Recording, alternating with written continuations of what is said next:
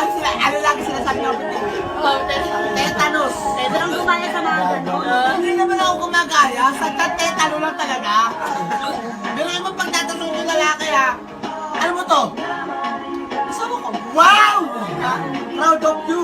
Diba? Samantalang ako, ang tagal ko nang nabubuhay. Hindi na ako magjowa, paasawa na ako. Gusto ko magkaanak ng 8 kambal. Puro kamukha mo.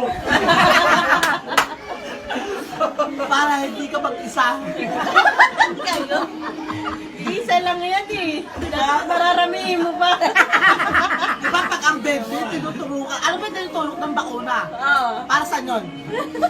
Hindi, tinutulok ng bakuna para saan yun? Pangligtas sa mga sakit. Iba yung sa polio. Pag tayo nagkaanak, magpaturo ko, anti-tetano.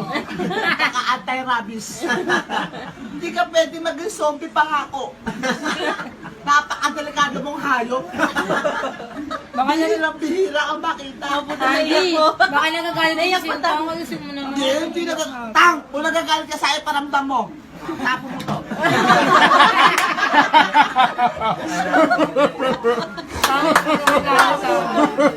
Tinapon na yun. Hindi kasi sinatang. Never magalit sa akin yan. 13 years. 13 years? 13 years. Na? Pinaghirapan ko yan. 12 years gago. 12 lang pala. 12 lang pala eh. 13. Kasi yung isang taon, niluluga ko sa namin. Ayan na. Tinuloy mo ba? Tinuloy At mo? sabi ko ate, timaray. Ano ba, dalawang hulog lang. Hulugan mo ako. Magkano? Bumbay. Timaray, magkano ba? 10-10 lang. Natapos mo ba? Natapos mo? Hindi ko natapos hanggang maatag po siya ng... Pero sana kung binigay mo lahat, di siya maghahanap. Anong karapatan mo maghanap ng iba? Tulong dito naman ako. Pilitin ko naman ang kailangan mo Katulad lang. Kiki! Bioflu!